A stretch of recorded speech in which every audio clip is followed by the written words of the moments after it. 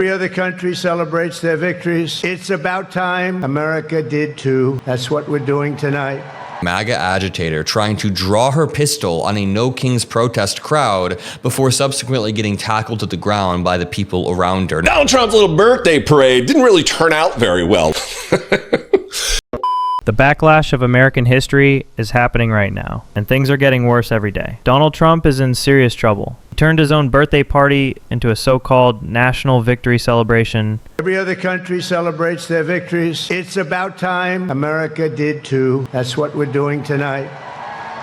But many believe it was just a distraction, an attempt to crush the growing momentum of the No Kings protest. But guess what? It backfired. The protest is now even more fired up, gaining more support across the country. And while all eyes are on Trump, Elon Musk is quietly making moves. In the background, he's setting up a new Tesla factory in Texas, trying to recover from the massive business losses he faced recently. So, what's really going on here? Is Trump panicking? Is Musk planning something big? And is the No Kings movement actually shaking the foundation of American politics? Let's break everything down, see how this chaos might reshape the future.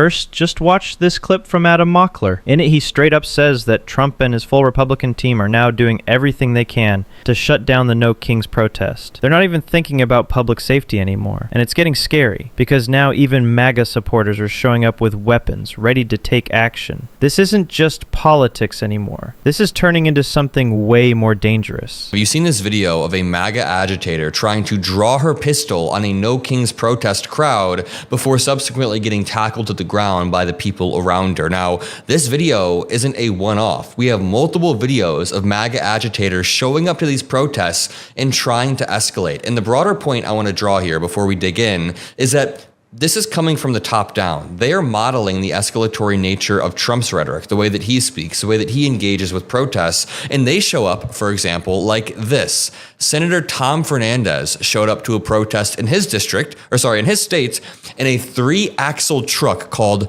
the Juggernaut to give his constituents the middle finger. And if I zoom in, you can see he shows up in his truck called the Juggernaut with no respect for his constituents, for their ability to protest. You know, this is not even the worst one. What about this? In Salt Lake City, Utah, one person was critically injured, and we even have a video of the shooter getting his rifle taken away. And it's not just that. People are now openly criticizing Donald Trump because he actually threatened the protest before his birthday party. He warned people like it was some kind of showdown. But now, it looks like nothing is going in Trump's favor. The energy has completely flipped. It's not Trump versus the protest anymore. It's starting to feel like it's everyone against Donald Trump. Donald Trump's little birthday parade didn't really turn out very well. You know, after he made the threat in the Oval Office that if you protest, he didn't say violently protest or disruptively protest. He just said, if you protest, you will be brought with great force. And in that moment, I felt compelled, like, I got to go down there. And now he's laid down the gauntlet and challenged. Now I got to go. And, you know, I live in D.C.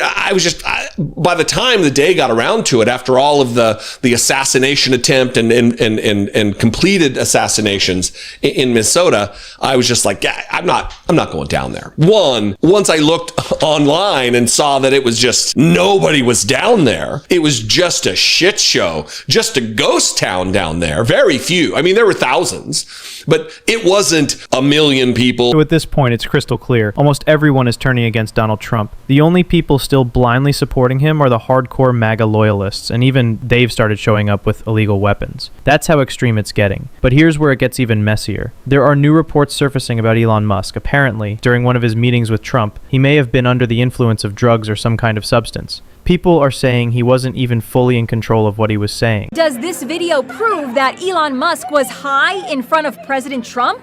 It shows the world's richest man at a dinner party at Mar-a-Lago doing something baffling, balancing a fork and 2 spoons on one finger. That woman next to him watching on is Siobhan Gillis, the mother of 4 of his children. In another video taken that night, White House Press Secretary Caroline Leavitt stops by to chat, but Elon ignores her, captivated by his spoons. Now, this whole thing is starting to feel a bit funny. Like, seriously, people were questioning if Elon Musk was even in his right mind when he was hanging out with Trump. But now, oh, he's definitely back in full control. Because while chaos is exploding all around and Trump is sinking deeper into trouble, Elon seems to be thinking one thing: how can I turn this mess into money? And guess what? He's already making moves. Elon is quietly building a brand new Tesla project in Texas. It looks like he's planning to use this moment of distraction to recover his losses and get ahead. Smart move? Maybe. Sneaky? Definitely. But it could be a game changer for Tesla's future. Elon Musk just dropped a massive announcement, and it could change everything for Tesla's future.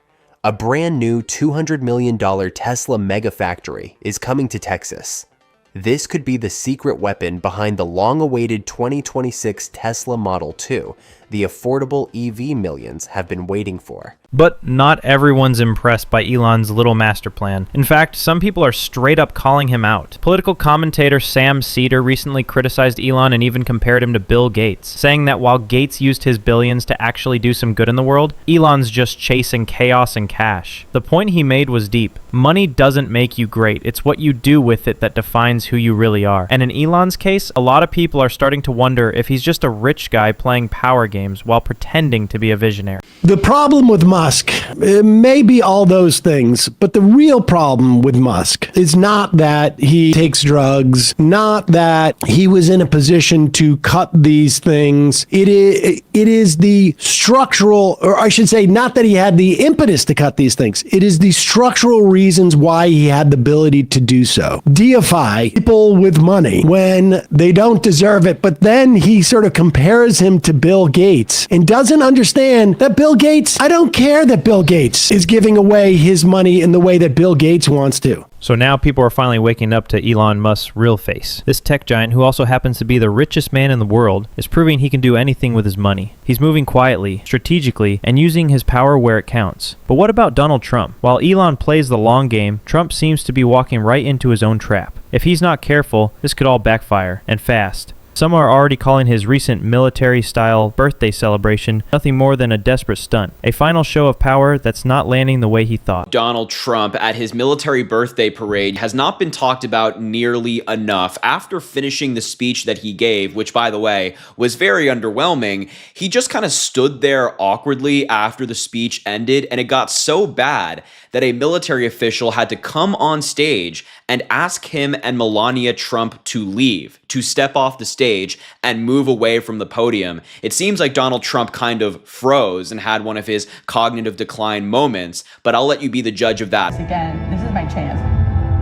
I can just imagine the Fox News headlines if Joe Biden did something like this. If President Biden had a clip at all similar to this, it would be wall-to-wall coverage on Fox News for a week. Republicans would be talking about it nonstop, but since it's Donald Trump, it kind of went under the radar for the MAGA Republicans. And this was not the only moment at Donald Trump's speech where he had this moment of cognitive decline. Exactly. That's the crazy part. When Trump makes a mistake, it somehow disappears like it never happened. But when someone else slips up, he blasts it across the world like it's the biggest scandal ever. That's the real face of Trump's dictatorship. Control the narrative, crush the opposition, and act like he's untouchable. But let's be real, the cracks are showing. With the rising protests, the backlash, and even his own birthday turning into a political circus, this is not a good time for Donald Trump. So what do you think? Will Trump finally face the consequences of his own chaos? Could he actually lose his grip on power this time? Let me know in the comments, because things are heating up, and the next few days might change everything.